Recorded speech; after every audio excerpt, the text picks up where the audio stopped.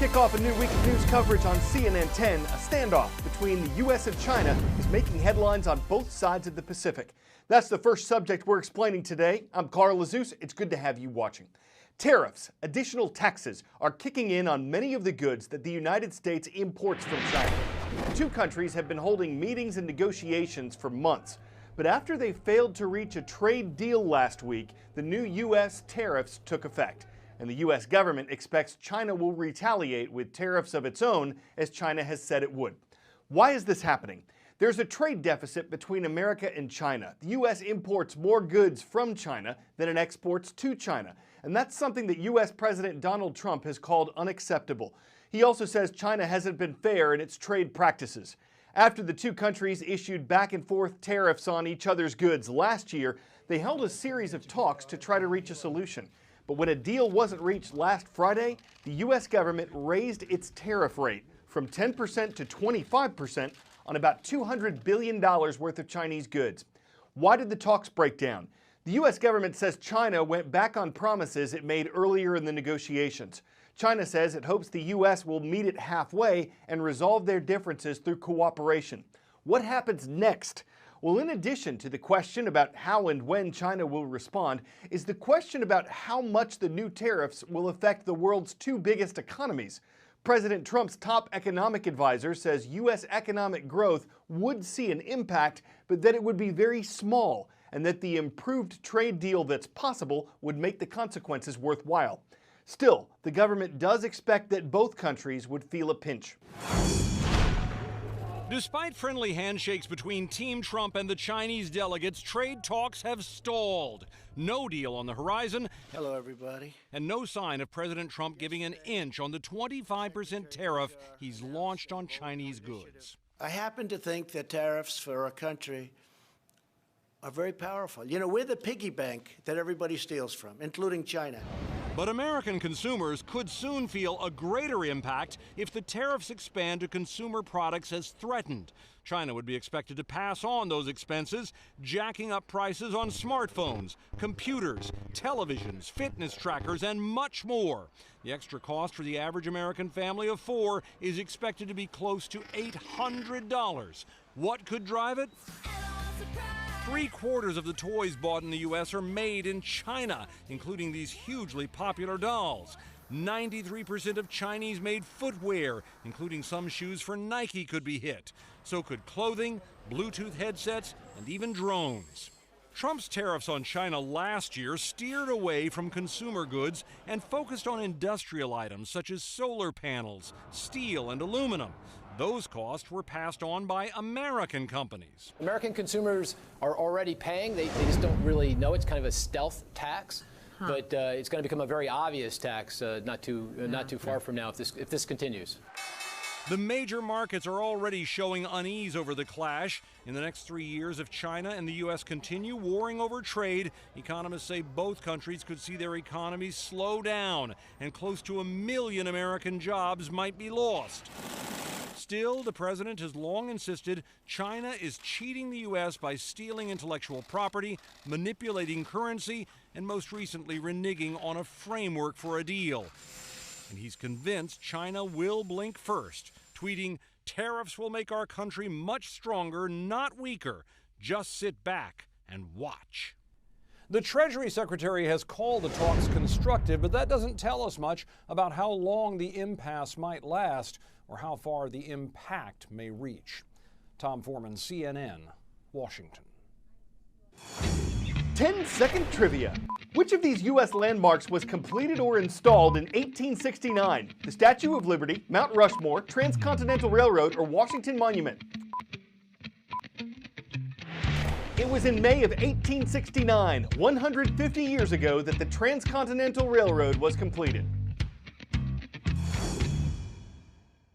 The place where that happened is Promontory Summit. It's part of present-day Utah. The Transcontinental Railroad joined the Central Pacific and Union Pacific Railroads, but this wasn't just an event that fitted two different rail lines together. It was a turning point in American history. Before 1869, the railroads that crisscrossed the American East went only about as far as St. Louis, Missouri. If you wanted to go west from there, or really anywhere from the Mississippi River, you had to travel by wagon. That was more dangerous, and the trip took 3 to 6 months. With the Transcontinental Railroad in place, travelers could get from New York to California in 1 week. So even in 1869, people knew the railroad's completion was significant. The hard labor was carried out by veterans of the U.S. Civil War, former slaves who'd been freed during that war, Irish immigrants who'd fled the potato famine, and thousands of workers from China who'd blasted, axed, and hammered the tunnels through the Sierra Nevada mountains. The railroad's completion threw gasoline on the fire of America's westward expansion. So from sea to shining sea, train depots, train museums, and trains themselves marking the 150th anniversary. I am on the Grand Canyon Railway. You can see how beautiful it is. It connects Williams, Arizona with Grand Canyon National Park.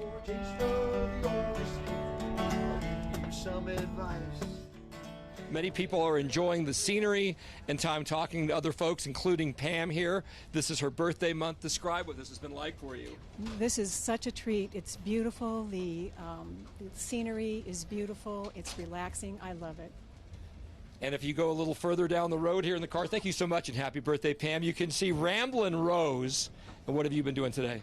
Guess what I've been doing all day? You have a song for us? I've been working on the railroad all the livelong day. I've been working on the railroad just to pass the time away.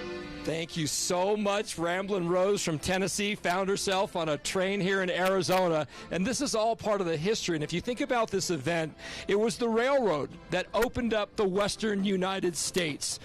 The country had not been connected before.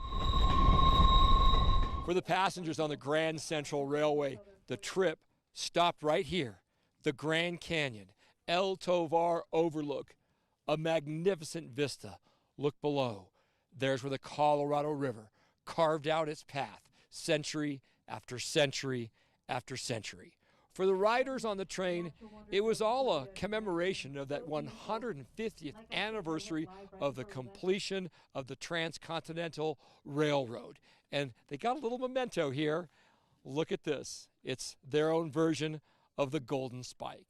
Reporting from the Grand Canyon, I'm Paul Verkaman. Now back to you.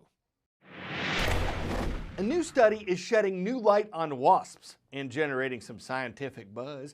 Researchers say a certain type of wasp may use transitive inference. This allows people and animals to learn that if A is greater than B and B is greater than C, then A is greater than C. Simple for us, but what about insects? Scientists took paper wasps, which are found on almost every continent, and put them in a rectangular chamber with 2 colors in it. Some of the colors were more likely to be charged with a mild electric shock, and researchers say the wasps learned which colors were safer. For example, if blue rarely shocked them, green sometimes shocked them, and purple often shocked them, the wasps could demonstrate most of the time that choosing blue and green were safer than choosing purple, even when only 2 of these colors were presented at once. What's interesting here is that honeybees, which have the same sized brains as paper wasps, failed this test. So one takeaway is that the wasp's behavior may be more socially complex than that of the bees. This was the first study that showed an invertebrate may use transitive inference.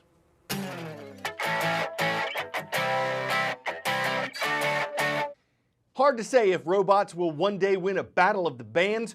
In this trio at China's Tsinghua University, the drummer has 4 arms, so that's an advantage. But while the flutist doesn't need to breathe, it's also unable to feel the music, becoming attuned to the nuances of the notes like humans can.